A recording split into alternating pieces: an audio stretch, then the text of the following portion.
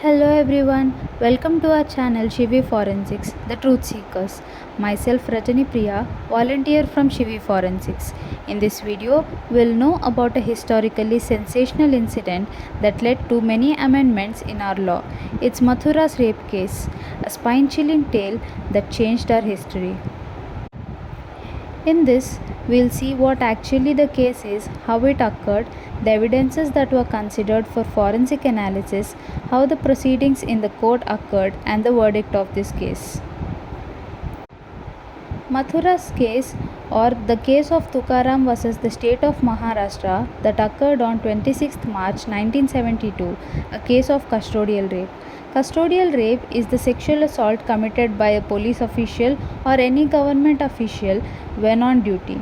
It occurred in Maharashtra and was committed on a tribal girl. The conclusion of this case led to many changes in our law and establishment of many welfare organizations for women. This case led to a reform in our rape laws such that the proper difference between consent and non-consent, etc., were established. In this case, the victim is Mathura, who is a minor girl of 14 to 16 years from a tribe in Gadchiroli. She worked as a domestic worker in nearby houses. The accused were Constable Tukaram and Head Constable Ganpat of Desaiganj police station in Gadchiroli.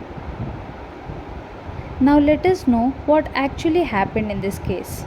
Mathura was a domestic help and her brothers were daily wagers near a contractor. Mathura and her distant cousin Ashok happened to be in a relation since few months. One day, when Mathura was about to go out with Ashok, Mathura's brothers noticed that and filed a complaint against Ashok and his family, saying that they were about to kidnap Mathura. This complaint was filed as Mathura's brothers were against their relation. The head constable Ganpat and constable Tukaram, who took the complaint, asked the Mathura's brothers and her relatives to wait outside the police station and stop the victim inside. Already being drunk, the accused Ganpat and Tukaram outraged her modesty, touched her inappropriately, and raped her. After the incident, Mathura ran out of the police station to her brothers and relatives, explaining whatever has happened. Raised brothers then forced the police to record a digital panchnama regarding the same issue. Mathura was led to the hospital for testing whether assault took place or not.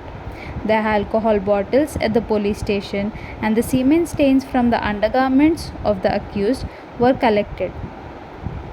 Blood samples of the accused were also collected and sent for the analysis of FSL. The semen traces on Mathura's clothes were also collected and seized and sent for the analysis.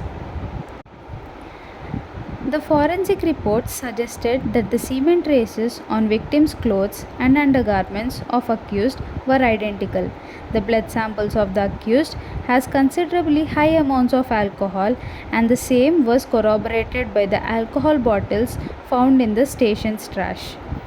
But there was no wounds or injuries or any kind of scars on Mathura's body that suggested a struggle or a force applied on her. It was also found that Tukaram sexually assaulted her through penetration, while Ganpat mistreated her and inappropriately touched her and then passed out since he was drunk. On the first hearing of this case, that is on 1st June 1974, the Sessions Court declared defendants not guilty, saying that victim Mathura was habituated of sexual intercourses. On appeal, the High Court Bombay sentenced accused Ganpat and Tukaram 1 and 5 years of imprisonment respectively, saying that fear-induced acceptance is not a consent. Later, in September 1979, Supreme Court of India with Justices Jashwant Singh, Kailasam and Koshal gave a judgment that defendants are not guilty since there were no signs of struggle on victim's body, and they told that there might be a chance that she herself incited the cops for the intercourse. This verdict led to a protest from Professor Upendra Bagsi, Raghunath Kelkar and Lotika of Delhi University in form of an open letter to High Court saying that consent involves submission but converse is not true, meaning giving consent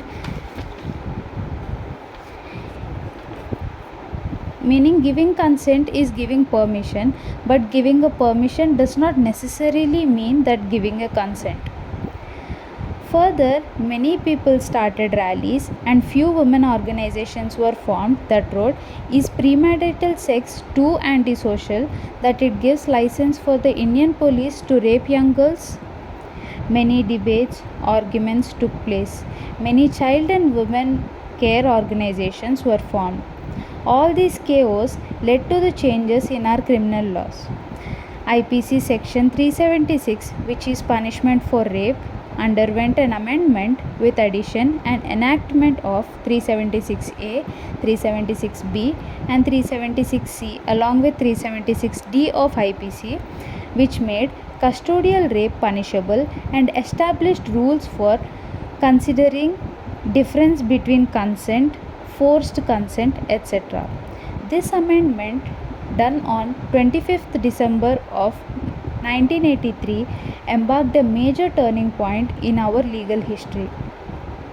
After a lot of discussion and reformation, the Supreme Court judge rested the case by sentencing the main accused Tukaram with 5 years of imprisonment and Ganpat with 1 year of imprisonment along with fine, and also suspended them from the department. Mathura's case is seen as